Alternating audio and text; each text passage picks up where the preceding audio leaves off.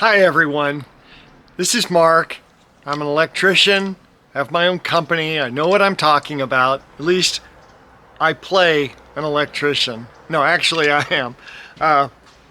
And something's occurred to me a bunch of times that I want to talk about. And I think it makes a difference.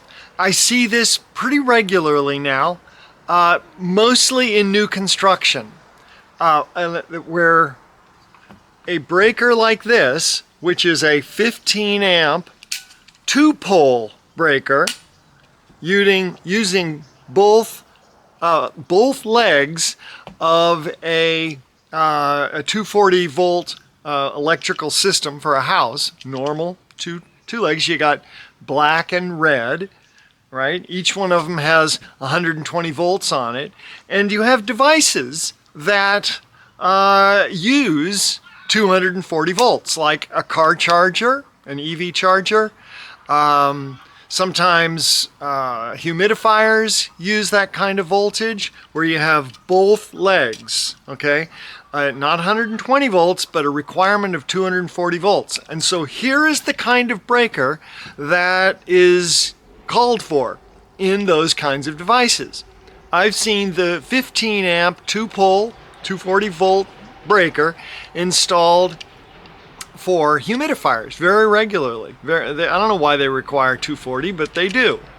Okay, but what I've seen recently, and it's like I said, it's mostly in new construction, is they'll take a breaker like this, a 240 volt breaker, and divide it into two 120 volt circuits.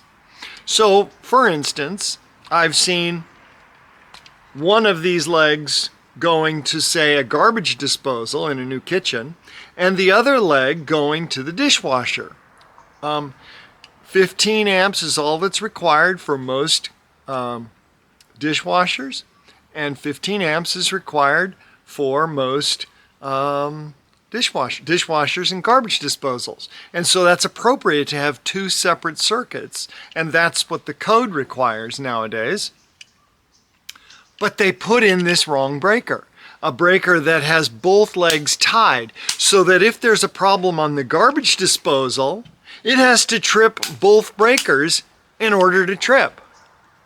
And the garbage disposal often won't do that.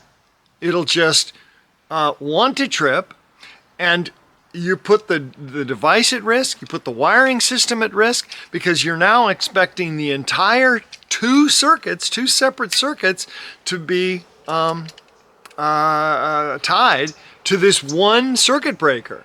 So what you should have, instead of a single 240 volt tandem breaker like this, well, it's not a tandem, but a 240 volt 2-pole breaker, should only be for a single device, not two separate circuits. Okay, so when you have, let me get the appropriate breaker that would be called for that application, where you had a garbage disposal circuit, which is totally separate from all the other circuits in the house. It's a dedicated circuit, what that's called. Garbage disposal and dishwasher should be on two of these, right? Two single pole 120 volt breaker, which is what this is. 15 amps. It plugs into the breaker, into the circuit breaker panel box, and it is separate from the other circuit, separate from the garbage disposal. So this would be appropriate for installing a dishwasher or a garbage disposal, but you need two of these. Or you could get by with this kind of a deal. This is a 120 volt 15 amp breaker, and you've got the ability to connect two separate circuits on this one breaker. So you got a wire for each of them. But these breakers can trip independently. See, that's the difference, is that guy, in order to trip, needs to trip both circuits. Okay, so I know it sounds nerdy. Maybe it's in the weeds, but I've seen this over and over. Now, what do you do about it? Well, you have to go and take that breaker out of your panel and buy 2 of these, or 1 of these, and then you'll have an empty space, because this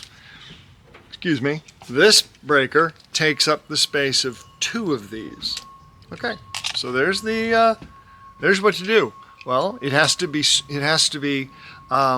should be fixed. It's not appropriate to have it where 2 separate circuits are tied into a single 240 volt break. Now, it will work, but it won't trip appropriately. Okay, so what do you do about it? Is this a do-it-yourself type of job? Since you are opening up your panel and you have deadly current in there that can kill you if you touch the wrong thing.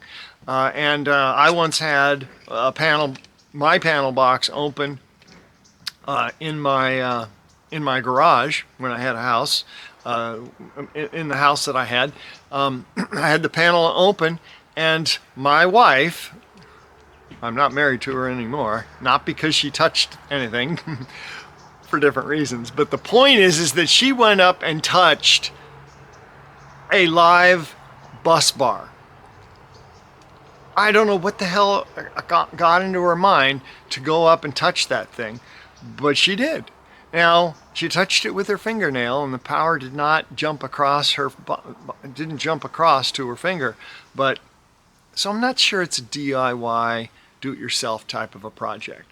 I would go to your panel box next time your electrician's in there and say, hey, are my circuits appropriate, or do you have 2 separate circuits on a single breaker like this? All right, so I'm not going to tell any more about it. If you think you can handle it and install it, maybe I'll put together a video showing how to do it. But I'm a little concerned about it, because it is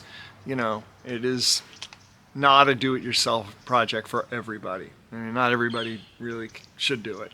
So anyway, talk to an electrician if you have any questions. Send me a question if you have any more questions. Love to hear the comments.